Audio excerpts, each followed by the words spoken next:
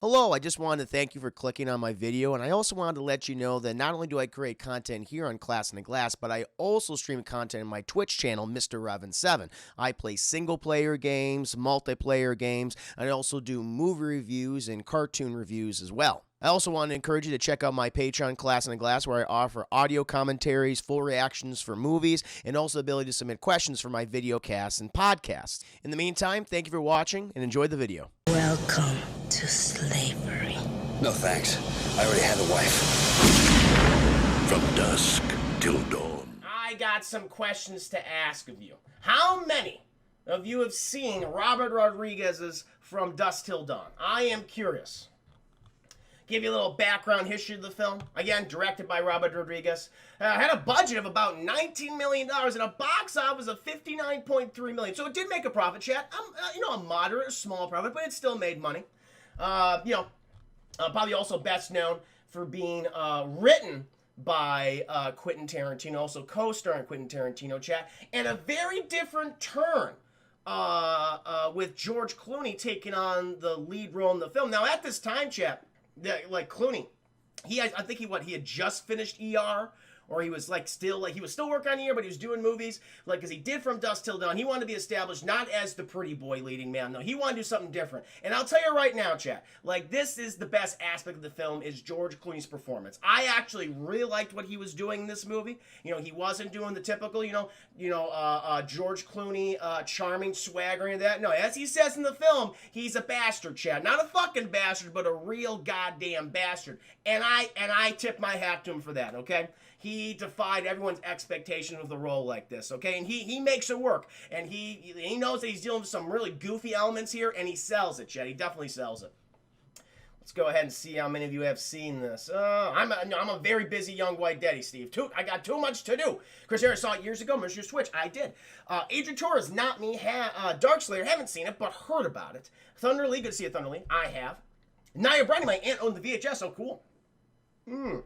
Steve, many moons ago, Juicy, please refresh me. Oh, I shall, man. I'm going to give you a scene by scene breakdown. It'd be pretty good. So we got a good mixture of people who have seen and who have not seen it. Larry Miguel, welcome to the stream. Chris, I posted my first poem on this. I gotta read the poem. Share with us. Feel free to share, my friend. Good to see you, Larry Miguel. No, it's good. Yeah, in order to always improve your writing or poetry, or no matter what it is, always keep doing it. That's the hallmark of a writer. But chat, let's go ahead and get into the nitty-gritty details of this. Actually, no.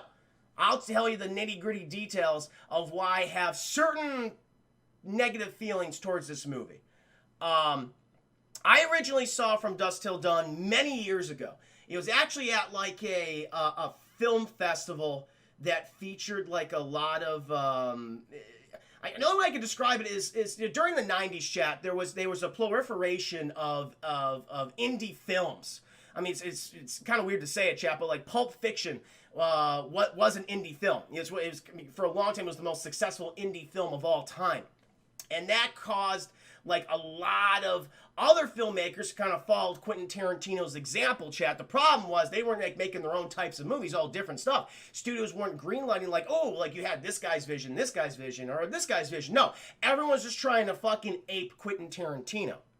And that's what this is. Robert Rodriguez is one of those filmmakers that came up into that, and he was one of the lucky ones that actually made a career from it, chat. And of course, befriending Quentin Tarantino, because I'm sure Quentin Tarantino liked having someone chase his coattails and clearly borrow from him. But the film festival was kind of focusing on these kind of 90s crime cult films, I mean, also films that were very successful. So you had Reservoir Dogs. That's why I first saw Reservoir Dogs. That's why I first saw Pulp Fiction, was this film festival in Buffalo. And it was very fun. And one of the movies that I saw during that festival, chat, was From Dusk Till Dawn. And I had not seen it before. I knew it dealt with vampires and things. And I remember watching it. And I was just it was weird. Because the movie starts out, it's okay, this feels very much like a Quentin Tarantino film. I mean, the fact that it's written by him, you can obviously tell. But there are scenes where it's just, it's so deadly serious. And honestly, a lot of really morbid, dark, and disturbing things happening in this movie. and it's like there is just no humor at all. And I'm like, that's fine, but whatever reason, the audience I was with was just laughing it up at all these very specific scenes. And the most notable one being, we'll get into the details, George Clooney's character and Quentin Tarantino's character, the brothers in the movie, the Gecko brothers, Seth and Richie, respectively. They're bank robbers, and they kidnap one of the tellers known to escape, chap. And George Clooney, like they get away from the bank and everything, and they're hiding out in this motel. And George Clooney, he goes out to get some food and get some supplies for as they're going to Mexico. And we learned that Quentin Tarantino, he's like a sex offender, chat, probably like a serial rapist and murderer. And George Clooney leaves his brother alone with this woman. And for whatever reason, people just found this particular scene like really funny for some reason. And then, eventually when George Clooney, he basically Quentin was like, hey, come watch TV with me on the bed. And this woman is just incredibly distraught. And everyone's just laughing during this. I'm like, oh, okay, I don't get the joke. I didn't understand it. And eventually in the film, George Clooney, he comes back. And he's got some burgers, Big Kahuna burgers. So it's like, it takes place in the Tarantino, Pulp Fiction, Reservoir Dog universe, Jackie Brown universe, yeah. And he sets it down. The brother's eating the burgers and said, but George Clooney's like, "Where's the woman? Where's the hostage?" And he goes, she's in there." And they open the door, and George Clooney is just shocked to see what he sees, chap, because Quentin Tarantino's character, he raped and murdered this woman. And the audience I was with thought this was the funniest fucking thing ever. And I'm like, I honestly, it was one of the few times where I just felt nauseous in a film. Just kind of overall disgusted, and that feeling just sat with me through the rest of the movie. And listen, I have no problem with following characters who are morally reprehensible. Like I was even thinking, like recently, chat, Jake Gyllenhaal in Nightcrawler. I love that film, and he's a completely morally reprehensible character. But honestly, the material and the things that are like, you have the actors and material that they're working with, and how it's being shot, and things just feel completely out of sync to me. It's like, is this the movie's intention to be humorous, even though it's dealing with really despicable material? And I don't know, it just put me in a bad place, honestly, and I just never gotten over that.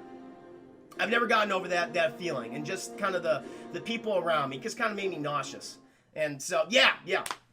You don't let the review just start? Didn't hear the beginning? Yeah. We just started. We haven't done the spoiler stuff yet. Just kind of my view of this film, my perception of this movie. Chris, you must have seen it with a hyperducia. It was one of those audiences, and that's the thing, chat. An audience will radically influence your opinion and experience of the film. There's no question about that, and I think that this one just did. And I've always carried that feeling with me. Anytime, like, I talk about or see clips in this movie, you're just watching it. I never thought that scene was meant to be comedic at all. If there's anything laughable about it, it's how bad it turned. And that's the other thing, too, how bad this fucking acting is, which it is indeed bad. It is indeed bad, chef. Online Persona, thank you for the follow. Welcome to the stream. You're my new Huckleberry. Hope you're doing very well. Silver Streak, I'm so sorry you felt that. We said, no, it's fine. But yeah, I just always had this feeling about this film for so long, and that's why when you guys voted for it, I'm like, okay, here we go. I'm going to explain myself before we get into the nitty-gritty details, Chad. Just kind of give you but I'm going to try to separate just that experience from this film itself, from the movie itself, Chad. Maybe what Rodriguez and Quentin Tarantino intended it to be, and I'll just go forward with that. But chat, thank you for indulging me in my tale. Let's go ahead. It's the audience, not Rodriguez's intent. Yeah, so I figured. Okay, I hope so. Because if so, I'm like, okay, I just don't get the joke. If there was a joke to begin with. But chat, we are starting up in fucking Texas, chat. It's hot. And everyone's talking about, we're following this little sheriff's mobile as he's pulling up to this little gas station, chat. And he's getting out, he's fixing his pants, shit's getting tight. He's getting too much weight, but he gets in there in the little, in the gas station, chat, walks up to the counter, and he's like, I gotta put some gasoline in this car, put me down for 20. Guy just takes it, and they have a nice little conversation, chat. The sheriff, he's kind of upset, though, because apparently we had the two Gecko brothers these two ne'er-do-wells. They robbed the bank, shot a whole bunch of people, killed police officers, killed some Texas Rangers, killed some innocent people. And apparently they're going to be coming this way. And the gas station operator is like, geez, Sheriff, that's terrible. He's like, yep, but they haven't met me now, have they? And he goes, ha, you're quite right, Sheriff. And he says, listen, go ahead and get me one of those bottles of whiskey right there. I'm just gonna tap off my coffee. You know what I'm talking about. You know what I'm talking about. And I'm gonna go use your shitter. And he walks over there, chat, and the gas station operator, he's laughing to himself. And then all of the fucking sudden, Quentin Tarantino goes, "Hey man, how you doing?" And he's like, "Oh, Quentin Tarantino." He showed up, chat, and he's pointing a gun at the gas station operator's face, chat. It's like, what are you doing? He's like, I didn't do anything. And he's calling to his brother off camera, chat. He's like, no, fucking George, he did it. I saw him. He was mouthing at the officer, man. He was mouthing at him. He said, help us, help us. And the guy's like, I didn't do that. That is not what I did at all.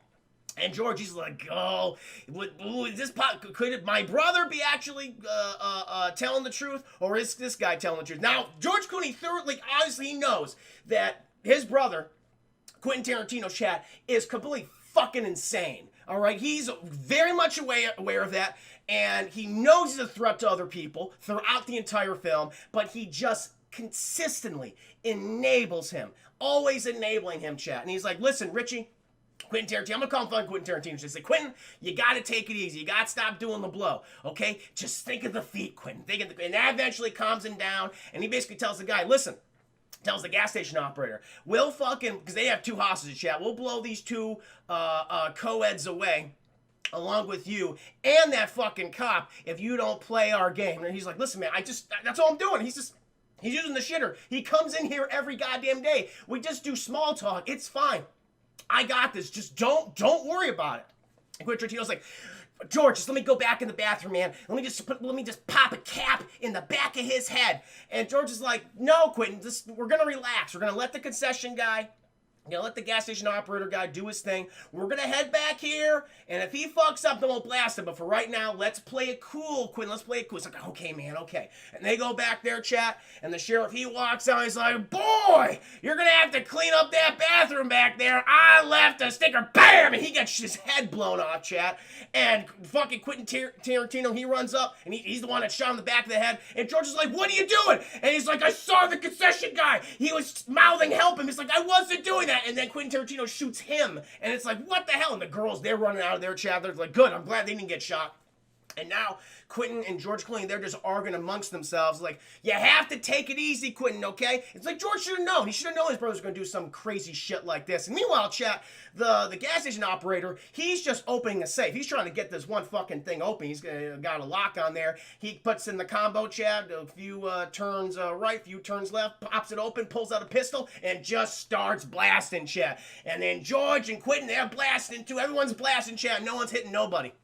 And all the food's being destroyed, chat. All the liquor behind the guy is just cascading over his body, chat. He is just drenched in premium alcoholics, chat. Premium liqueurs.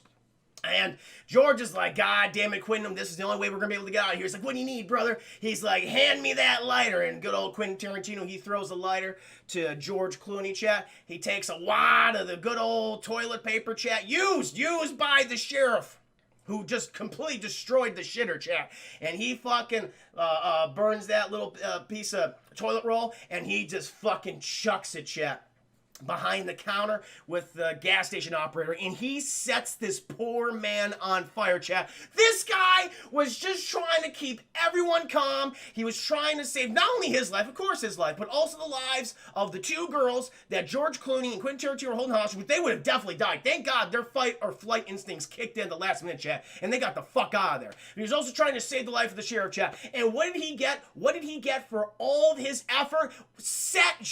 Absolutely shot in the goddamn arm, and then horrifically, chat, set on fire and is slowly burning to death. That is a bad fucking death. And fucking George Clooney and Quentin Tarantino just looking at his body, just laughing at themselves, and they're about to head out. But then, through sheer goddamn will, the gas station operator, he gets up, chat, and he starts blasting. He's got a few more blasts to go, and he's hopping on the counter just blasting. They're like, ah, Jesus. But eventually he fucking falls over, and they start shooting him, chat. It's like, what a way. I mean, that is, listen, I felt really bad for this guy. So you already know, Chad, like, okay, Quentin Tarantino, George Clooney, these are not good people. All right, based on everything that they're doing. They don't really have a charm to them, but that's okay. That's fine.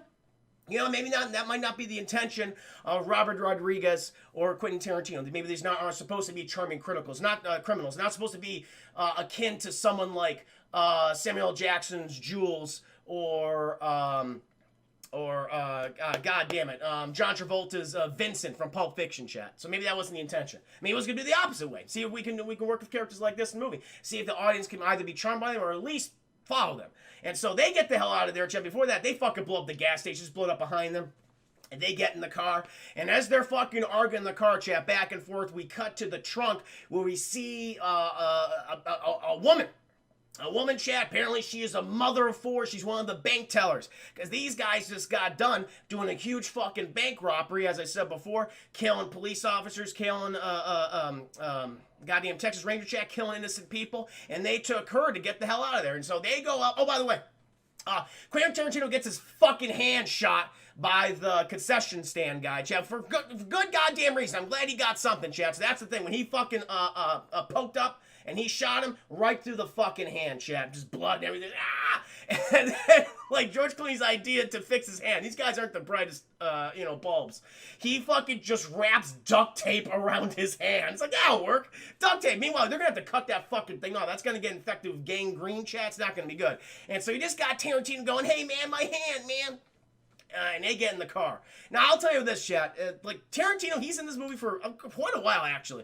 Like, the vampire shit doesn't really start to happen until the last, I don't know, 40, 35 minutes of the movie. That's when the movie completely shifts. It's kind of like a straight thriller for most of it, you know?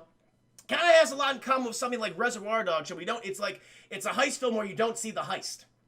Or the robbery, if you will. A lot of the same DNA. And then it's like, oh, vampires now. It's like, what? Even the actors are like, there's vampires here? Oh my God, didn't expect that. What a twist. What a twist indeed. And the thing is, though, like, Tarantino, he's in the movie for about an hour. And, man, like, he's a talented writer, he's a talented director, filmmaker. But he is not a good actor. And the dialogue that he gives himself to say, it just doesn't work, chat.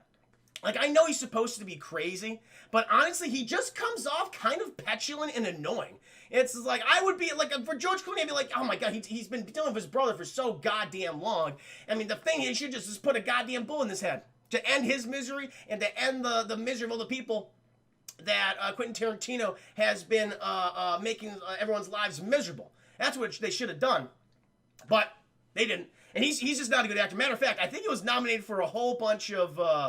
I think he was nominated for, like, worst supporting actor at the Razzies that year or something, and he deserved it. He deserved a nomination at least. So yeah, I'm just not a fan. So already it's just like, okay, these are characters. George Clooney is good, but Quentin Tarantino's not. So already it's a very mixed bag.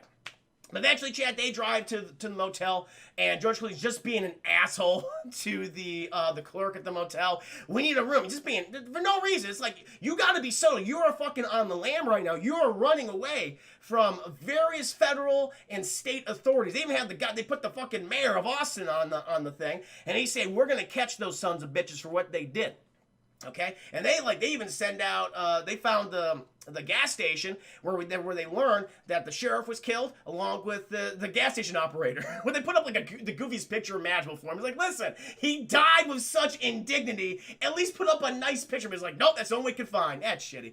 And so they're after them, chap. But they got to stay quiet. They got to stay subtle. And George Clooney, he's not adhering to the plan. Neither is Quentin Tarantino. But they pull up into the motel. They get everyone in there. Quentin Tarantino's hand is just fucking throbbing. And of course, they bring the bank teller in. And we learn about the bank teller, chat, that she is a mother of four. She was like 5 days away from retirement, early retirement, chat. She was doing pretty well. And it's just like, now that's all over. Because George Clooney and Quentin Tarantino have her in their clutches. And so they sit her down on the couch, chat. And Quentin Tarantino's just staring at her. And it's just like, it's supposed to be creepy, honestly, it's just fucking goofy. And George is like, okay, listen, what's your name? I don't know what her goddamn, it doesn't matter what her name is, Chad. She only has like 5 minutes of screen time. Poor woman. And George says, listen, I'm a bastard. I'm a real bastard, but I'm not a fucking bastard, okay? And so this is going to be the deal. We got to get over to Mexico. Once we get over to Mexico, we're going to release you. You can go across the border, okay? But if you try to fuck with us, lady, all right, I'm going to put a fucking .44 inside your head, okay? I don't want to do that.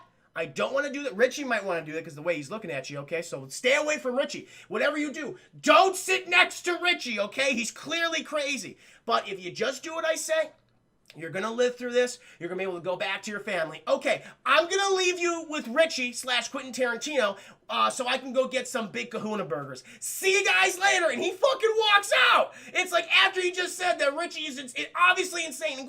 And George Clooney knows that he is that Quentin Tarantino is a sexual offender and rapist. They established his character in the film. This is what he does. Chat. It's what he's known for. It's what he was in prison for. And so just, I'm just going to leave this woman alone with him. It's like, okay. I guess he just doesn't care. But George Clooney has this very weird logic where he goes back and forth. He's like, I love my brother, but my brother's a fucking menace. And it's like, you got to stay consistent. You got to stay consistent. You're all over the place, okay? It's already, I'm kind of annoyed. And so he leaves, chat. And Quentin Tarantino, he just wants to watch some goddamn TV. So he goes to the bedroom, chat. He puts it on. Meanwhile, he's just fucking nursing his hand, which is constantly shaking because there's a hole in it. And it's wrapped up by duct tape, chat. He has like 105-degree fever, because the sepsis has set in, and they're gonna have to cut off that hand later on in the movie.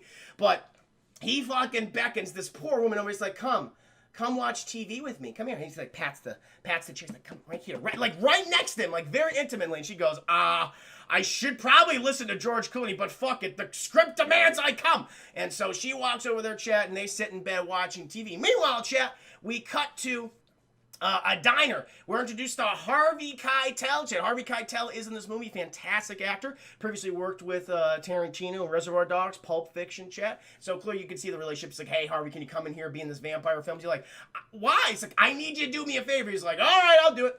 And chat, he was a former preacher. He no longer believes in Jeebus. Doesn't belong in Jeebus or God anymore, chat. Ever since he lost his wife, and he's going on a road trip with his 2 kids, chat.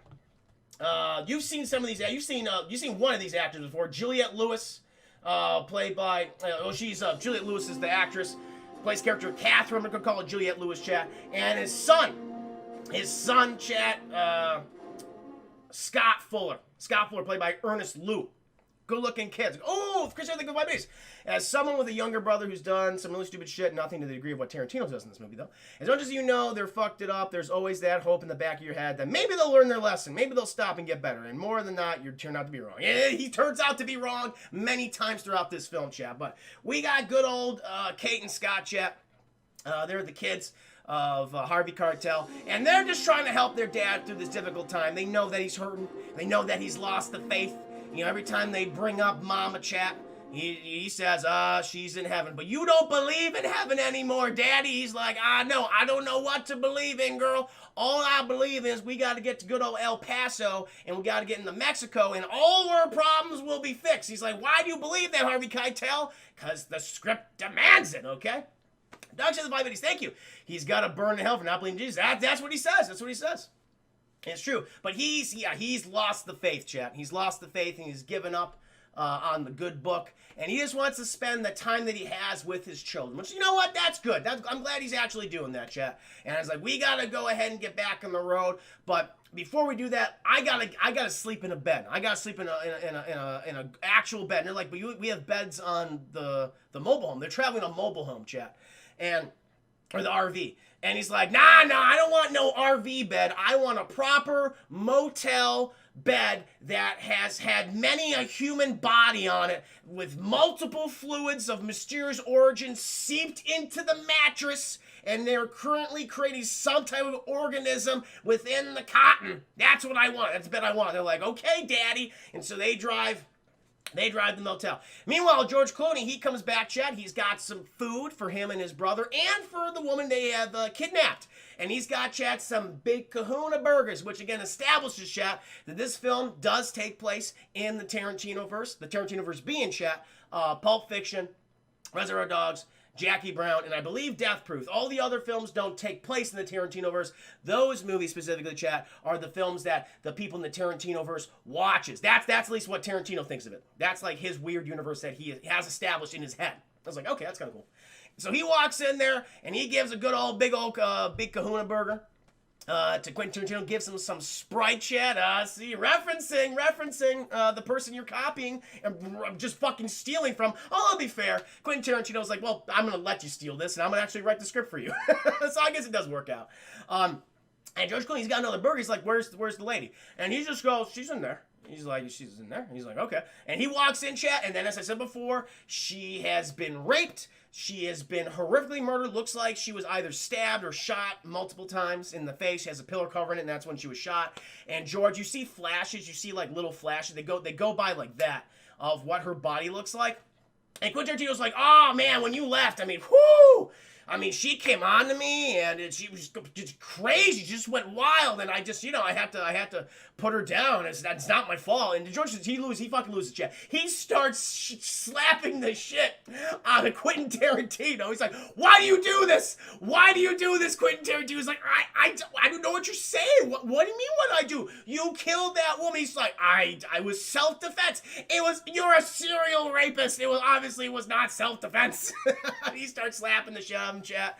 And then George Clooney goes, you know what? It's going to be fine.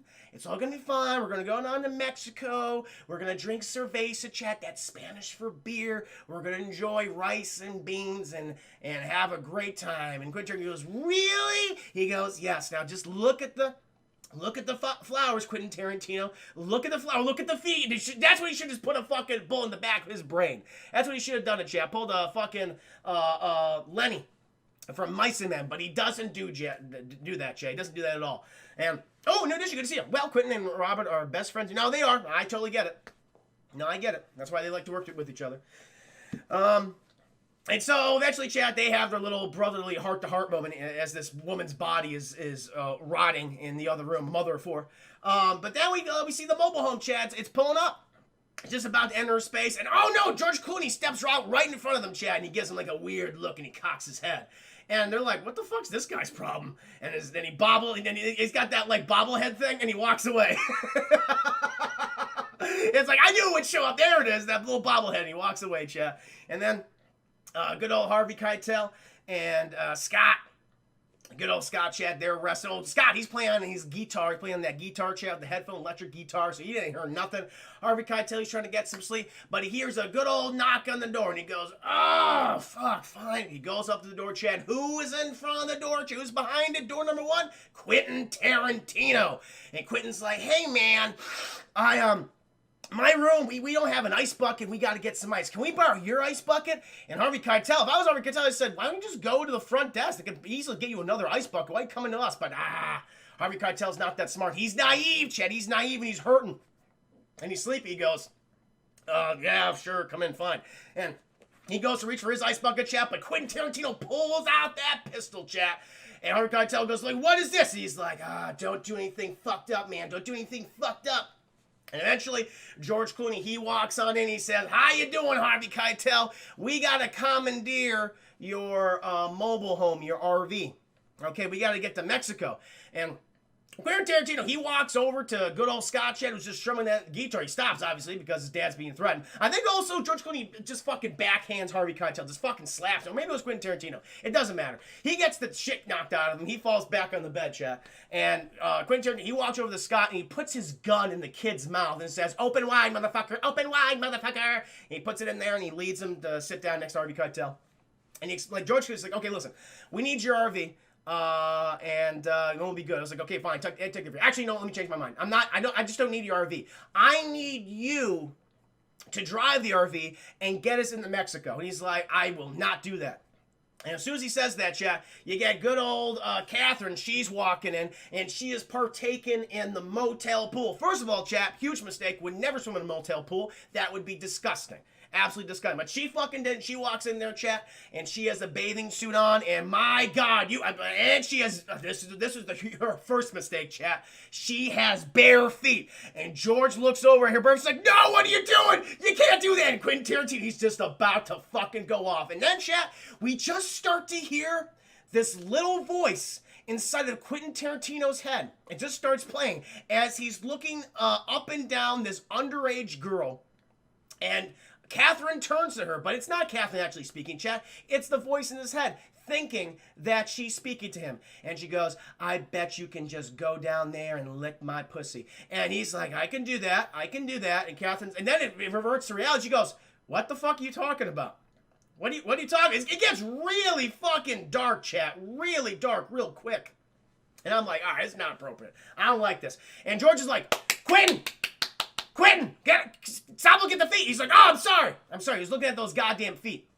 He said, you can't do that. And then she's like, okay, girl, please put some footwear on in the bathroom so Quentin Tarantino can't get to you, okay? And Quentin Tarantino, he's just fucking playing it back in his head. She's just thinking of just this underage girl and her feet. Disgusting. And he's like, okay, Harvey Keitel, if you don't drive us, I will kill you. I'll kill you. Actually, I'll kill your kids first, and then I'll kill you.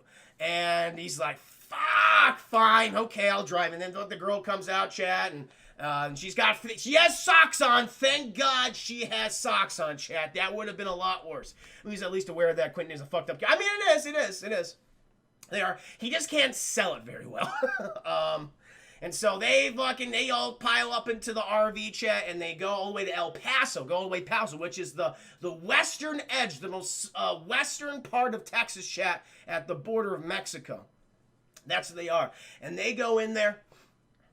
And they're going to the fucking line. They got the Mexican federales, chat. They're checking all the cars and things for contraband, for illegal activity, everything that's going on. Also, even before that, like, you start to have like some bonding, not even bonding, but conversations between George Clooney and Harvey Keitel and Quentin Tarantino. He has the gun on everyone, basically, on Catherine and on Scott. And Scott, like, he like, this is where we get the fucked up shit, chat, because she took off her fucking socks, which was the first mistake. George Clooney told her not to do that, and he's just staring at her feet, and the camera is, Quentin Tarantino's like, don't worry, Robert, I got this scene. I can be director of photography today. And you just see the camera lovingly just looking at this girl's feet, chat, each one, those toes. I mean, it's taking its sweet fucking time. And you just see Quentin Tarantino, he's fucking sweating, licking his lips, he's got glasses, he's fixing his glasses, and he's like, and you ask her, he's like, so that thing you said to me at the hotel, did you mean it? She's like, what the fuck are you talking about? It's like, did you mean it? Did you what you said to me? And he's, and George is like, Quentin, settle down, don't talk to them, just keep the gun on them. And then good old George starts talking to Harvey Keitel. He's like, according to your license, or one of your licensees, you're a preacher man. He's like, I am a preacher man. I lost the faith. And George is like, why'd you lose the faith, preacher man? It's because my wife died, and I just didn't see the point of it all. He's like, how'd your wife die? Did she die? Did she get murdered or something? He's very blasé about it. She goes, nope, car crash. Someone like a drunk driver hit her. Some junkie get her. And he's like, nah, it was raining, brakes in the car were bad, didn't get them fixed. And, she hydroplane, and she crashed.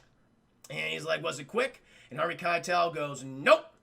She was out there for about 6 hours before she suffocated. And George is like, damn, man, that kind of sucks. And Harvey Keitel's like, I don't want to talk about this no more with you, George Clooney. He's like, George, you know what? Fine. We don't have to talk about it. No more character development for the rest of the movie.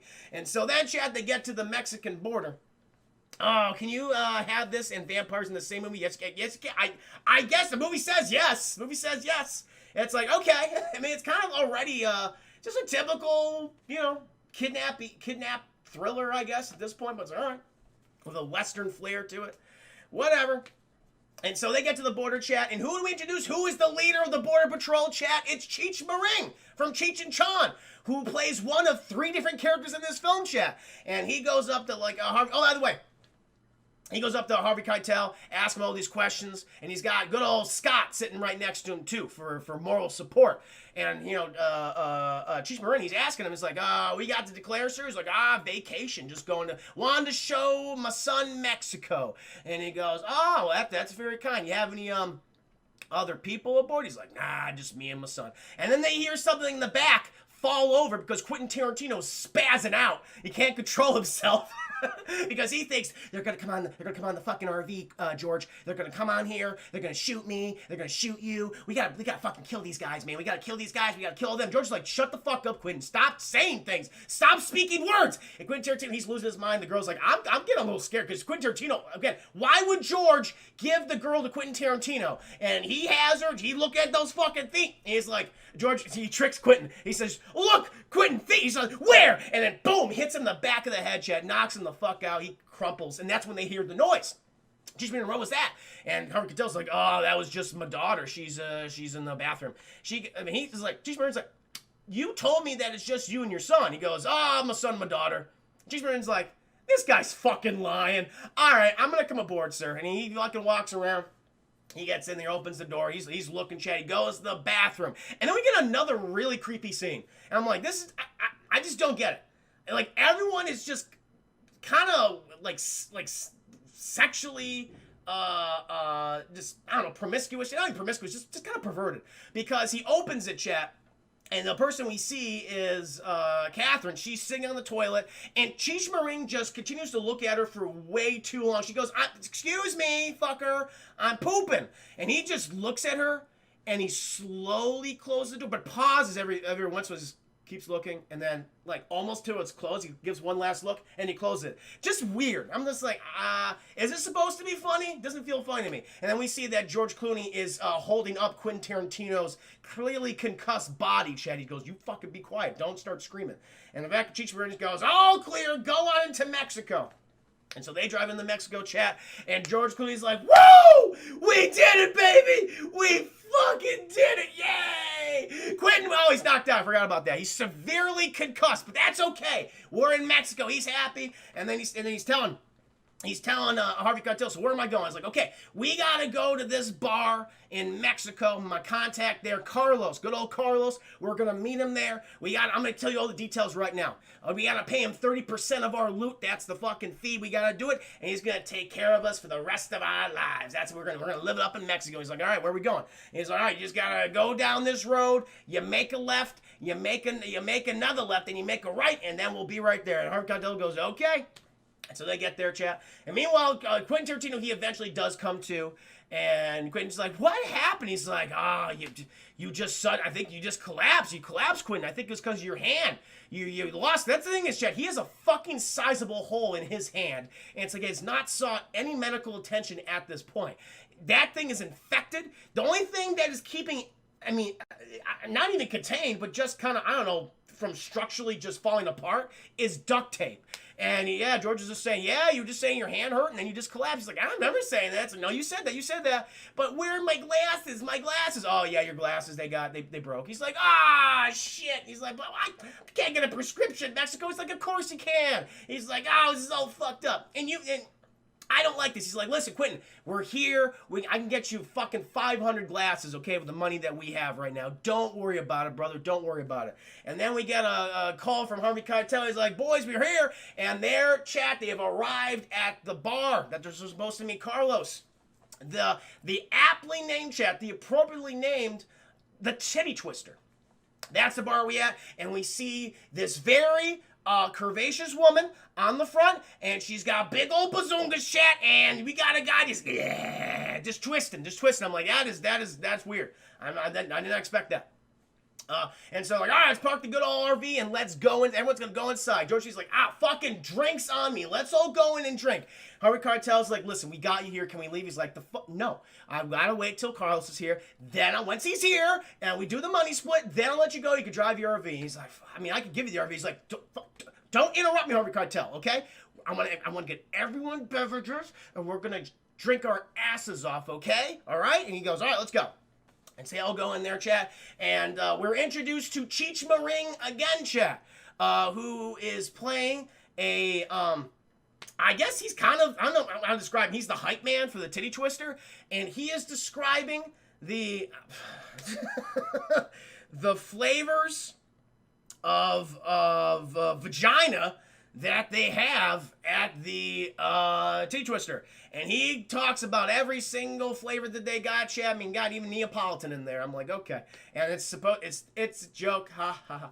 And George Clooney says, that's not funny. And he just starts beating the shit out of Cheech Marin, Chad. Just like, that is not a funny joke. And then Quentin Tarantino's like, yeah, it's not funny, man. And he just starts kicking the shit out of Cheech Marin until he just collapses. He collapses. And then they go inside the bar. And, it's very rowdy, Chad. Everyone's throwing shit at each other. Everyone's drinking. You got a band playing. You got some Latin music, Chad. Got some good old Latin music going on. It's like, now George is like, this is my kind of place. And he takes everyone over to the bar. And he's like, hey, man. Talks to Danny Trejo, Chad. Danny Trejo's the bartender. He's like, Danny Trejo, my man. Can I get a bottle of whiskey? And how many people we got?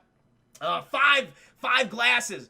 And Danny Trejo's like, This bar only sells to truckers and bikers. And by the looks of you, pendejo, George Clooney, you're neither. George Clooney goes, I will fucking bitch slap you if you say that to me again. And then you get one of the big old bouncers coming over and puts a fucking just a meat paw, bear's paw on his shoulder. He's like, you got a problem with Danny Trejo? He's like, yeah, I do got a problem with Danny Trejo. And then Harvey Keitel's like, listen, guys, listen.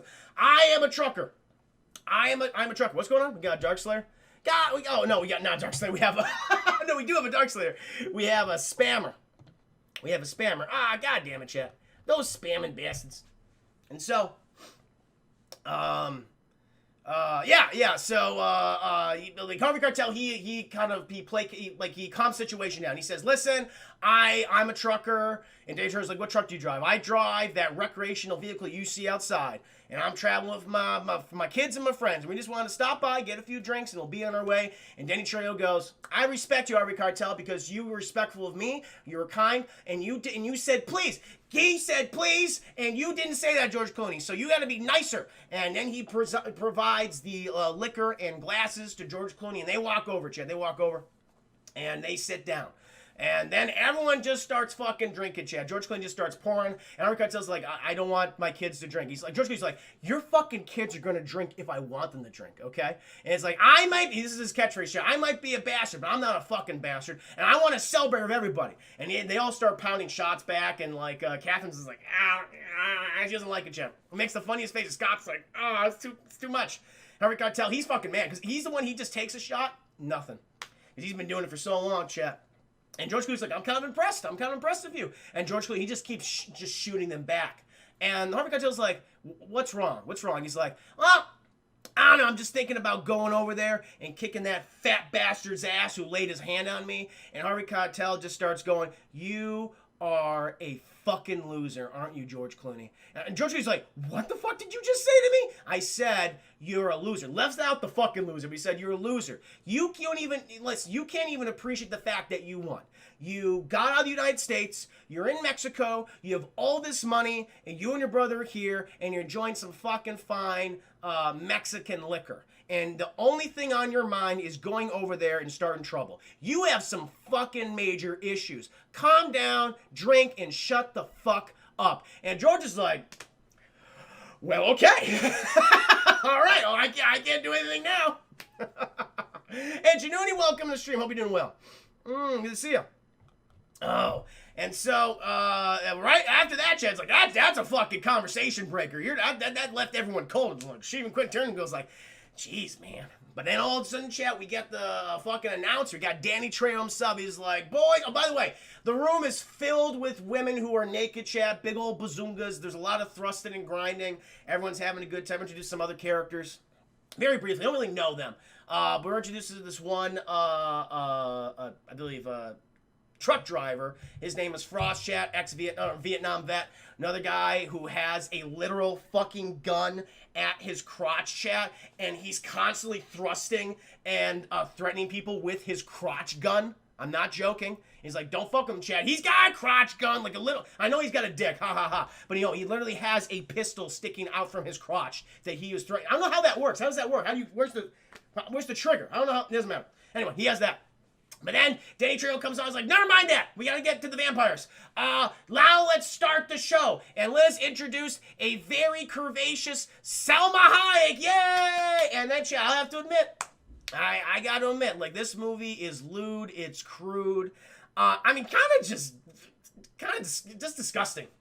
Honestly, that's just right very well with me. But I'll admit this, chat. Selma Hayek looks absolutely incredible in this movie, chat. There's no, she's beautiful. She's a beautiful woman, and she's definitely made some good films. But it's like, wow, and she basically has about 7 minutes of screen time in this film.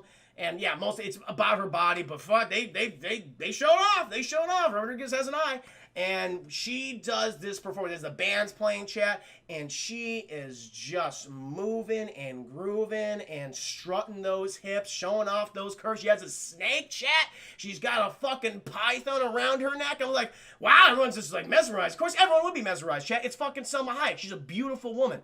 And then it gets really fucking weird. It's like, here's the sexual depravity coming in.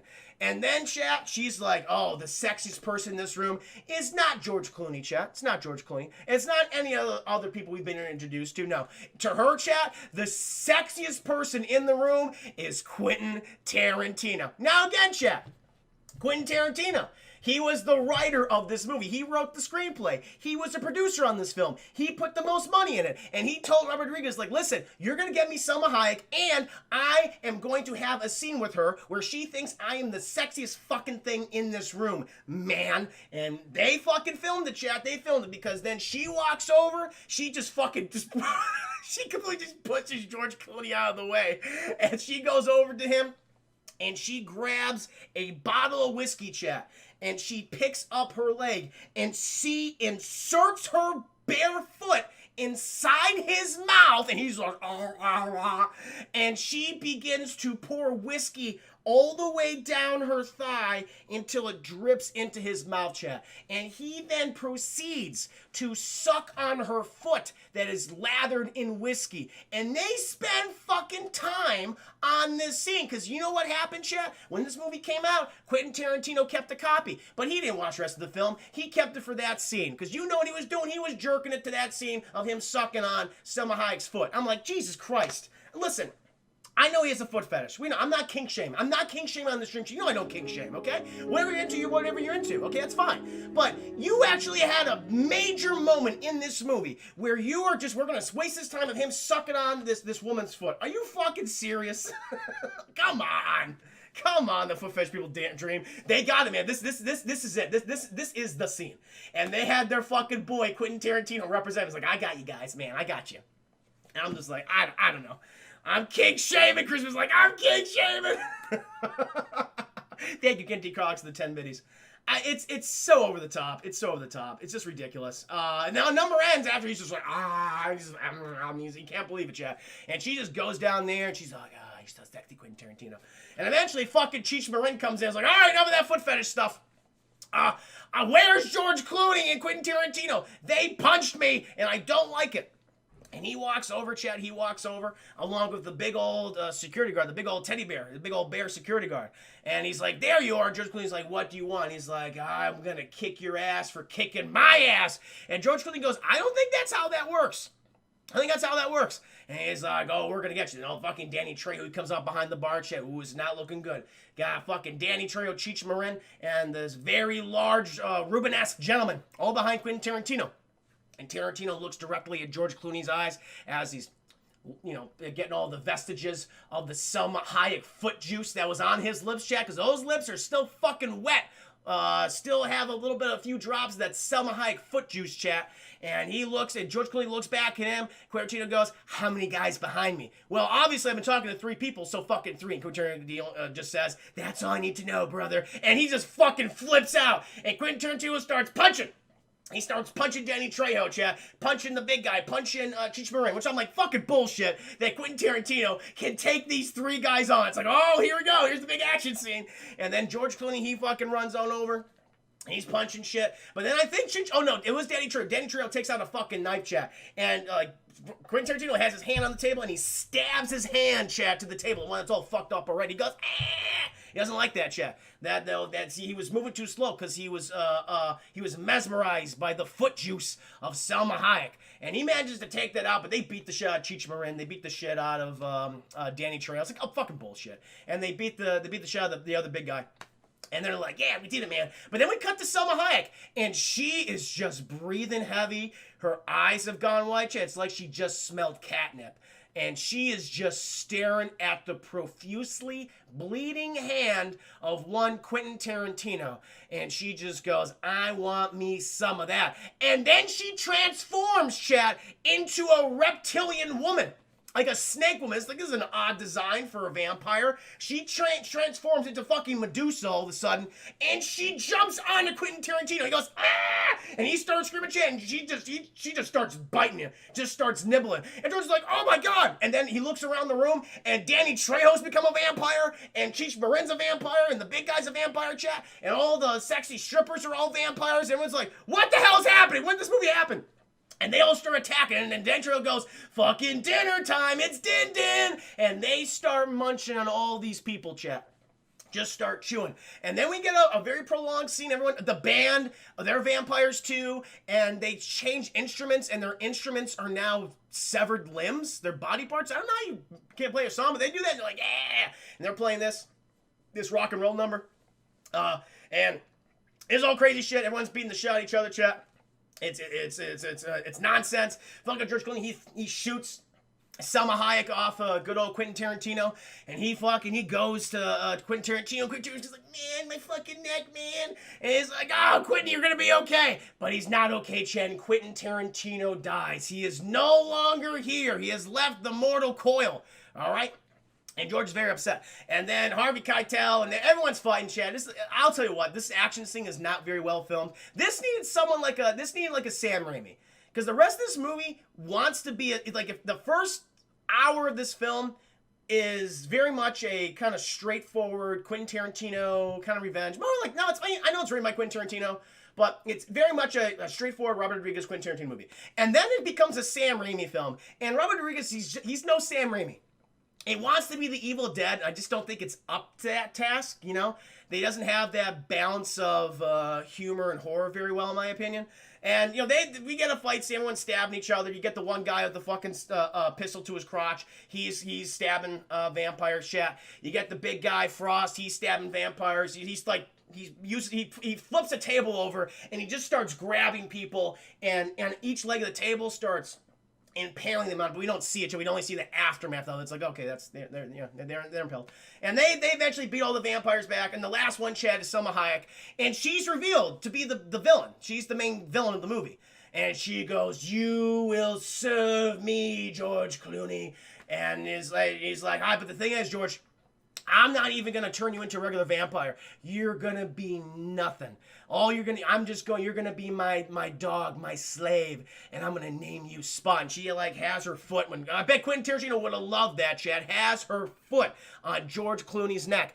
And she underestimated George Clooney because she thought he had the same foot fetish, but that's not shared. That's not, passed on through genetics, chat. And he goes, I don't have a foot fetish, lady. And he fucking twists her foot and he cracks open. She's like, ah! And he shoots this chandelier.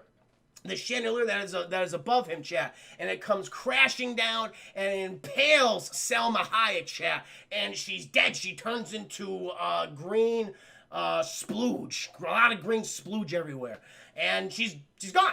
But she's the main villain. She's the leader of these vampires, and she's like, oh, she's gone. It's like, all right, kind of disappointing. Anyway, and we take account of the survivors who's still alive, and we're introduced to some new characters. Chat, the guy who has the pistol for a dick. His name is Sex Machine, because he likes to have sex, and he's a machine at it. You also have Frost, and he's a Vietnam vet, and he talks about it often, chat. And then, of course, you have George Clooney, and you have Harvey Keitel and his two kids. They're the only. You got some other people who are like, help me, and they're fucked up. They're dying, and they take out a lot of the vampires.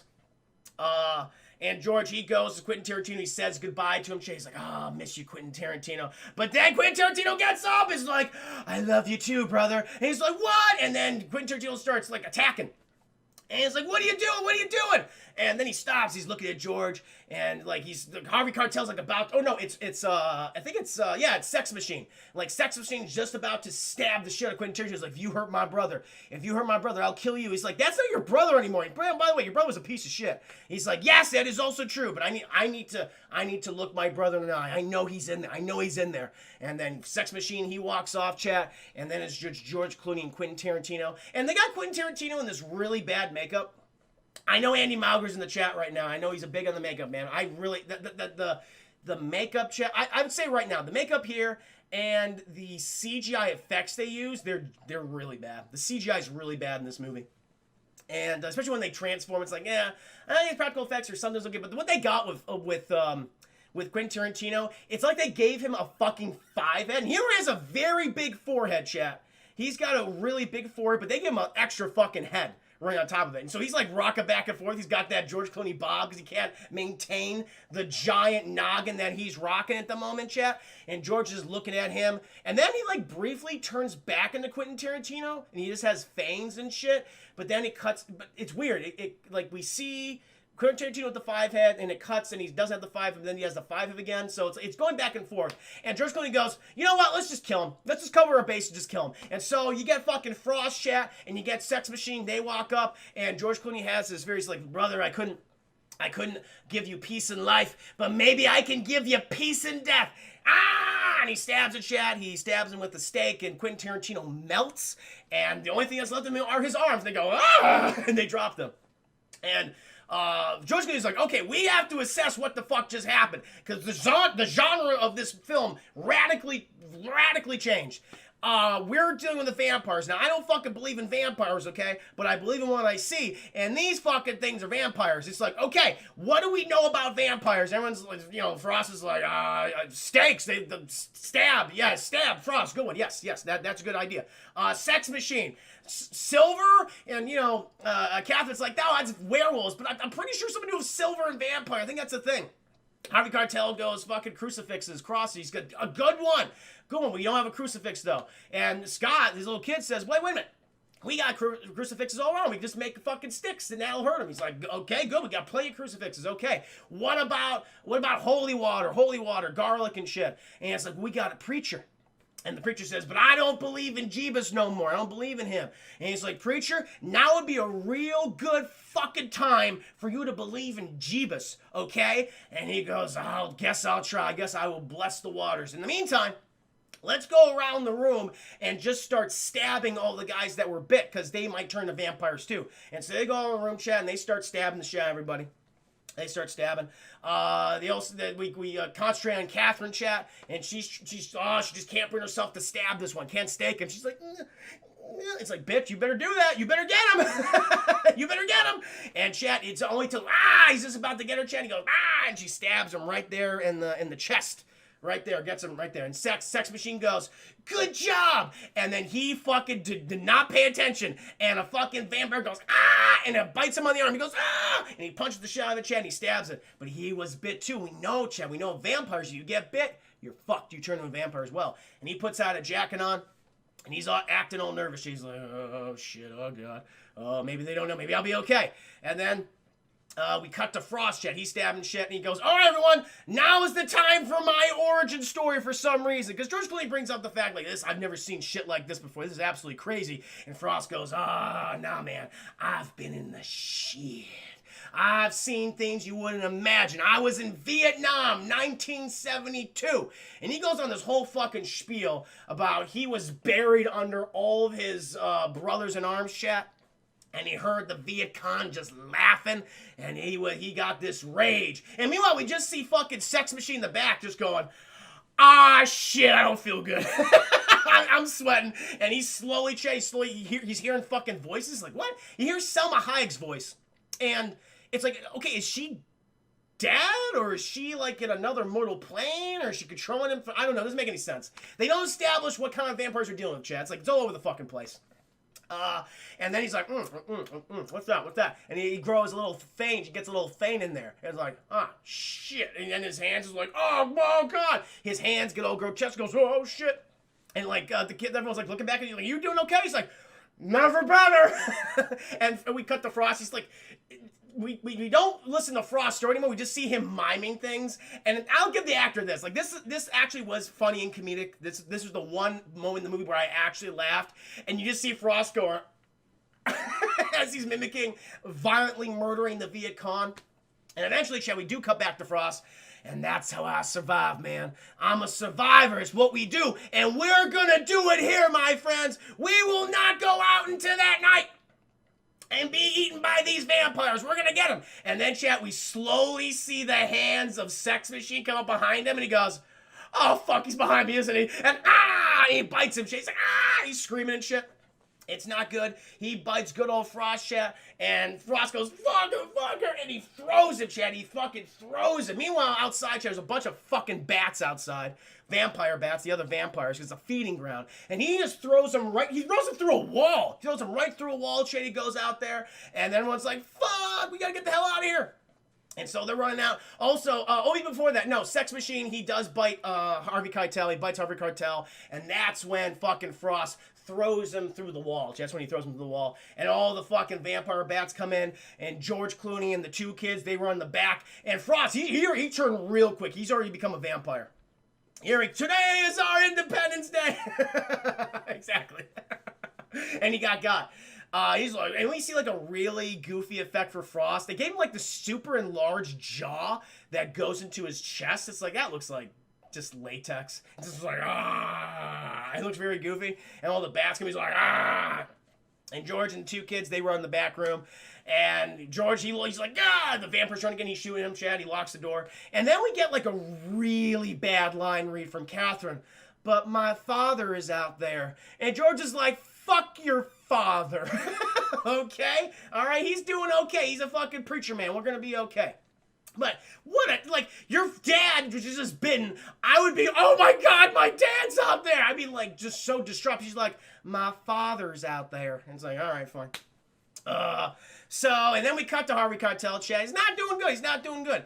He's behind the bar. He's putting some alcohol in the wound. Maybe the alcohol will help. Maybe that'll do it. And he wraps his thing up, and he hears all these noises, Chad. He's like, shit. And he grabs a shotgun, Chad. He grabs a fucking steak, and he realizes, I can combine them two. Like, never mind using the shotgun. I can make a crucifix, a cross. And he stands up there, Chad, and then he sees all these fucking naked, and not sexy naked vampires, chat, like really gross, flabby, naked vampires. They're going, they're all going for him, chat. But he has the cross, and they're like, Jeebus. So he has the faith again.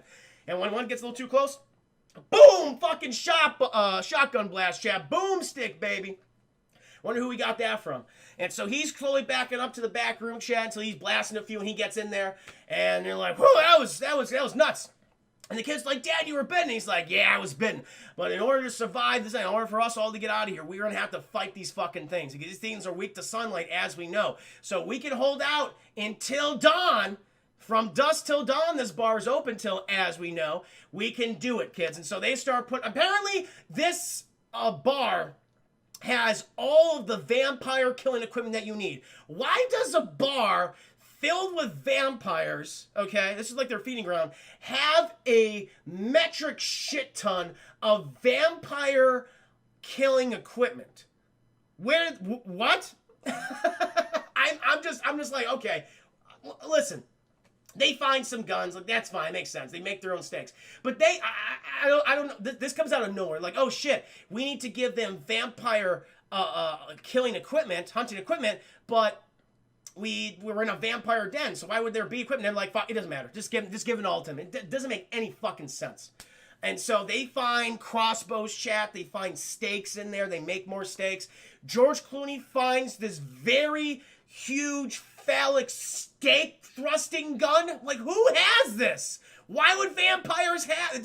It doesn't make any sense. He has this. Harvey Keitel, he blesses. You make water balloons. Oh, this is funny. They have the water balloons, chat, are condoms that they fill with holy water. I'm like, okay. So they do that.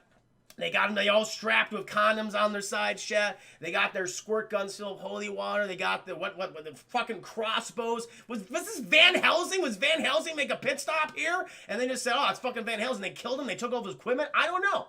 the only thing I could think of, Chad, I had to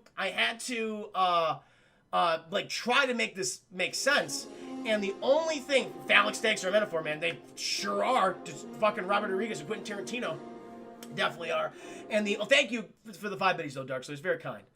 The only thing I could come up with, Chad, is that maybe you actually had vampire hunters coming to this feeding ground to try to kill them, and they would inevitably die and be turned to vampires themselves. But the vampires would then keep the equipment. That's the only thing I could think of. It doesn't make any sense. Vampires are killing truck drivers and taking their cargo without looking into them. And all their cargo had vampire killing equipment. I mean, I could buy the fact that if it was even established in, I don't know, anything.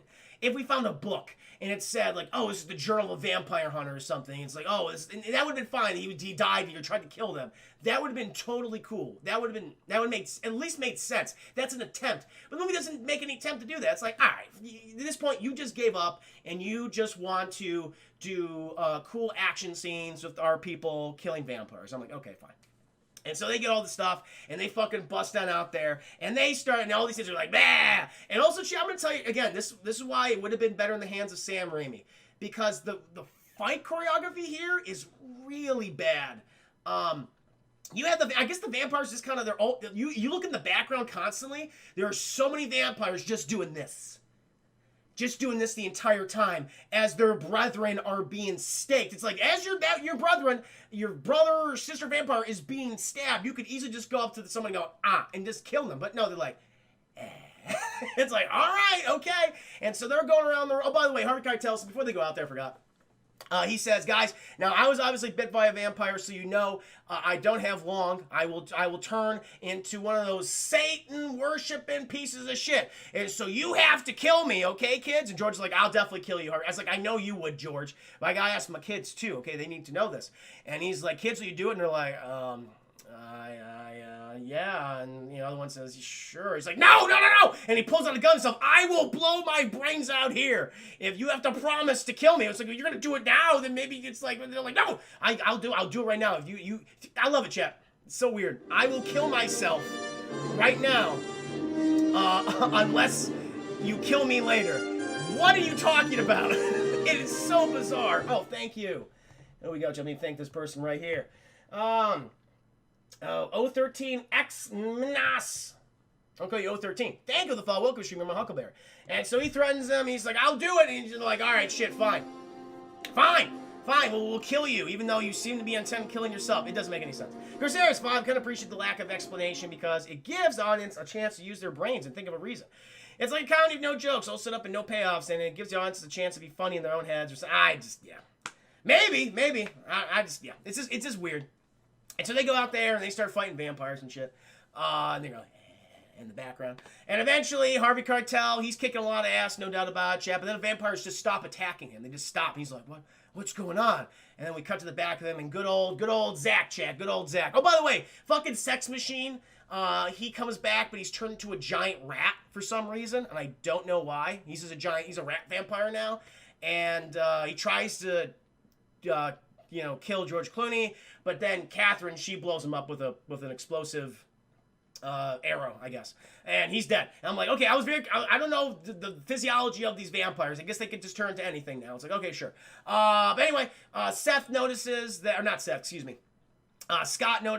all the vampires are back away from his dad, and Harvey Keitel, he turns around, chat, and Harvey Keitel is turned into a vampire, and Scott's like, Dad, are you okay? And Harvey Keitel goes, like, not 5 minutes ago, he told you to kill him when he turned to a vampire. And his his face is melting, he's got huge fangs, and he is coming at you, and Scott's like, Dad, are you, and fucking Harvey Keitel just goes at and just fucking bites on his neck, starts chewing. Scott kicks him back, takes one of the condom holy water balloon, chat, that is the thing in this movie, throws it at the face of his dad. And Harvey Keitel, he starts melting. He's like, I love you, Dad! And he shoots him. He shoots him with like a squirt gun. He explodes. He explodes with holy water. But then the movie said, you did a very dumb thing, Scott, so now you must die. And so all the vampires coalesce around Scott, chat. This is what they should have done beforehand. They all coalesce around and they just start eating him. They just start tearing him apart. He's like, oh, oh! And, Sister is like, oh, God. He's like, kill me. Fucking kill me. And she fires one of those explosive arrows directly at her brother, chat, and he just explodes. He explodes ever. Some of the vampires, it's like, Jesus, what a fucking way to go. Getting blown up by your sibling. But now it's just her and George Clooney, and it's just two of them, chat. They're fucking back to back. But the sun has come up, chat, and because of all the explosions, all the gunfire, everything, all the shooting's been going on, all the sun. This is actually, I'll give the movie this, chat. This is a cool scene. I'm fair. I'm fair when I am, when I want to be. No, I'm fair throughout the movie. But the sunlight is coming through all the bullet holes, and so it's like a crisscross grid pattern, and the vampires like, fuck, there's sunlight there, and they can't get him. And so George Clooney and Catherine, they have to be within these, in the grid, in the lights, so the vampires can't get them. It's actually quite ingenious, and they're like sidestepping, they're trying to duck and weave and stay in like a particular spot where they know they can't get swiped at or chewed on. And eventually, it's a cool sequence. I actually do dig this, Joe. I support it. But then we hear outside, we hear someone going, George Clooney, are you in there? I'm trying to open up the door, but we can't. And it's Carlos, chat. It's his contact. And he goes, Carlos, we're getting attacked by fucking vampires. Blow this shit up. And Carlos goes, vampires? Oh, jeez. All right, boys, blow it up. And they fucking just use a bazooka or something. They blow open the fucking door, chat. Sunlight comes pouring out. The vampires like, and they're all dying. And George Clooney and Kate, they just fucking run out there Tom Cruise style, chat, just fucking hands pumping in the air. They get out in there. They can't believe what they just saw. And by the way, all the vampires, they start exploding because of the sunlight, and it hits them all. They're all gone. They're all dead. And then Carlos, who again is played by Cheech Marin, chat. He's back. He's the third character that he's played in the movie. He goes, George, what the hell happened? And George is like, you have shit taste in bars. What? Have you ever been here before?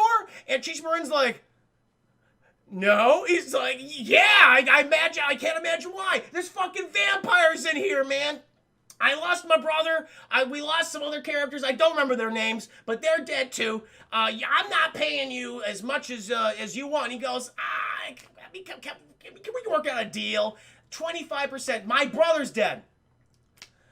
Okay, 20%. I'll accept 20%. Fucking done deal. They shake hands, chat. George Clooney, he gets a good old car check, gets a nice convertible for his trouble. He's about to go. He's about to get going. And Catherine, this one on the movie says, all right, movie. This really did bother me. Superman, welcome to stream. Kane, thank you for the follow. Hope you have a fantastic night. You're my new Huckleberry. Now, this really bothers me, chat. Because we're now going to see the parting of he also says, oh yeah, her brother and her dad are dead. He says to Cheech Marin. He goes, shit, sorry kid, sorry about that. And then chat, George Clooney's about to get going, and the movie has the gall to do this. Catherine, like George is like, hey, for your troubles, gives her, I think, like 30 grand or something, gives about $30,000. Wow, the lives of her father and brother are about worth $30,000, if that. I'm pretty sure it said 10,000 on those packs of dollar bills or whatever it was. And she says, you have room for one more? She wants to go with him. That is some Stockholm syndrome for your ass, chat. This guy and his brother, who threatened their lives, threatened her life, the life of her father and brother, got them both fucking killed because of their actions, chat, had Quentin Tarantino constantly at least was working towards possibly raping her or sexually assaulting her. And the movie, and after they go through that, fucking fought vampires, chat, and the movie has the gall to have this character says, let me come with you, George Clooney. I was like, give me a break. At least, even George Clooney said, you know what, that would probably not be good. And he says, listen, go home. I'm a bastard. I'm a bastard, not a fucking bastard. I'm a bastard. And he gets in the car, chat. He drives off. And she's like, I don't know what to do for myself. And she drives back in the RV, chat, going home. And then we cut back, chat. We get this wide shot, this matte painting, by the way, And the bar is actually the top of an ancient Aztec pyramid, chat. And you see below all these destroyed cars from all these different time periods and things filled with corpses and skeletons, chat. So this is just an amazing feeding ground. I'm like, oh, it's a big reveal. And that, chat, is From Dusk Till Dawn. Listen, there are some scenes in this movie that I admire. I think, there's some fun action sequences. There's no doubt about that. There's some cool moments. And I think George Clooney does a good job. I'll give him this. Like, he wanted to not be typecast as the pretty boy because of stuff like ER or all the other sitcoms he was doing at the time. He was on Roseanne. That's actually how I got to start. I think it's like his first role in television was as a recurring character in Roseanne with Roseanne Barr. He was known for doing all these kind of TV shows, so he wanted to do something completely different. And he does it well. He does it well despite the material not being all that great. He does do it well. He's the best part about the movie, chat. And everyone else, like Quentin Tarantino, I'm sorry, is bad in this film. Harvey Keitel, I think, is okay. The kids I don't think they're very good either. You have some other supporting characters. You're barely spending time with them. I think they're okay. They're just kind of there for goofy sight gags and stuff. But I don't know, chat. Like, really, just the story of this movie. Like, I don't mind that it flips genres or anything. I just don't think it does it very well. It's like, I don't mind if the movie completely changes something different. I think that's kind of cool. And you just like, oh, you flipped the script on me. You defy my expectations. That's fine. I just don't think the movie accomplishes its task. It was doing this one thing, it was okay, and then it does this other thing just okay, and it's just like, all right, it's a mediocre experience to me. That's why, and I just think honestly, and then the writing, Quentin Tarantino, like he's I think back in the day he used to be a good storyteller, stuff like Reservoir Dogs and Pulp Fiction and Jackie Brown. And, like, he's a good writer of dialogue. He's a good writer, for the most part, of character. But he really isn't a great storyteller anymore. I don't think he has been for a long time. Like, there are movies, like, I really enjoyed What's About Time in Hollywood. But as a full story, like, there are some huge, like, there's some issues I have with that movie. It's like, it doesn't coalesce into, like, just amazing experience. There are constant moments in the movie where I'm like, this is great. But there's other moments I'm like, why is this even here? Doesn't make any sense. And Robert Rodriguez is just a filmmaker where I've never been a particularly big fan of him. Really, the only movie of his that I actually do like is Alita, Battle Angel, or Battle Angel Alita, whatever they call it. I thought that defied my expectation. I was shocked by how much I actually enjoyed that movie. Even though I think it was filled with way too much stuff. And there's just too much stuff going on in that film. And so that's why this movie, chat, and like I'm separating my negative feelings of this movie too. I'm taking that out from what I experienced years ago, and I'm just judging it from what I've seen like this time. And I think it's kind of it's a little bit of a mess, honestly, with a few bright spots. So that's why I'm not gonna give this some old bullshit. But to me, it's a rental. Might be even a low rental. I'm just not a big fan.